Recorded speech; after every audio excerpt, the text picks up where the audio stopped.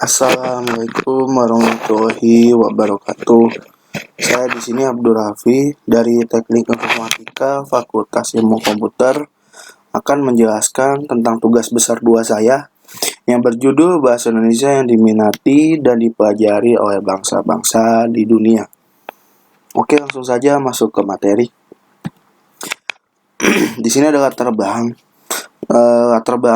di sini yaitu saat ini Indonesia merupakan negara berkembang yang dipandang sebagai negara ekonomi baru.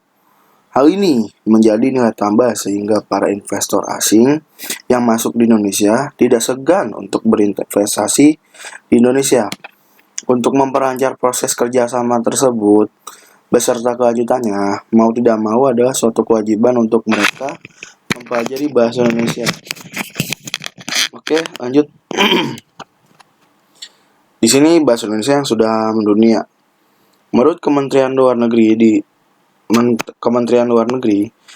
di dalam undang-undangnya yaitu Diplomasi Nomor 106, ada setidaknya 52 negara asing yang membuka program studi bahasa Indonesia.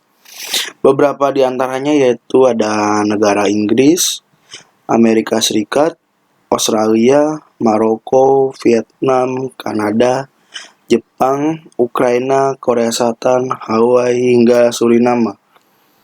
Antusiasme warga di dunia untuk mempelajari bahasa Indonesia semakin terlihat dari program bahasa Indonesia bagi penutur asing atau yang lebih disingkatnya itu BIPA atau BIPA.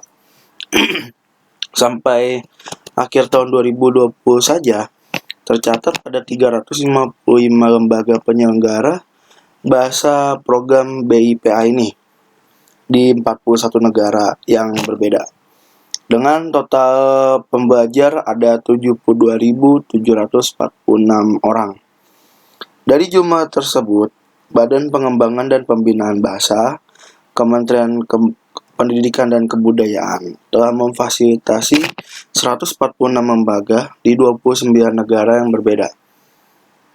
Oke, lanjut. Di sini alasan mengapa bahasa Indonesia cukup mudah untuk dipelajari. Di Indonesia yang terdiri dari ratusan suku bangsa dan bahasa daerah yang berbeda-beda, kita bisa dipersatukan dengan bahasa Indonesia. Secara tata bahasa, terkadang bahasa Indonesia sangat sulit sekali dipahami. Tetapi, untuk penuturan saya berani nyamin, bahasa Indonesia cukup mudah untuk ditutur dan dipahami. Ada faktor pendukung. Bahasa Indonesia mempunyai potensi besar untuk menjadi bahasa internasional. Cukup dipromosikan dan diperkenalkan di dunia internasional. Banyak orang asing hanya butuh waktu 1 hingga 2 bulan untuk bisa lancar berbahasa Indonesia.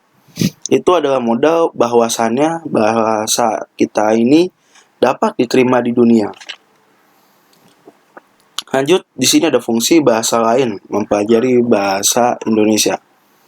Fungsi utama bangsa lain atau negara lain berbelajar bahasa Indonesia tidak lain dan tidak bukan adalah untuk dapat berkomunikasi bila mereka berada di Indonesia.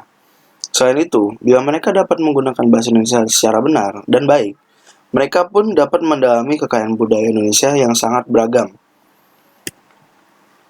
Di sini ada pentingnya negara asing belajar bahasa Indonesia.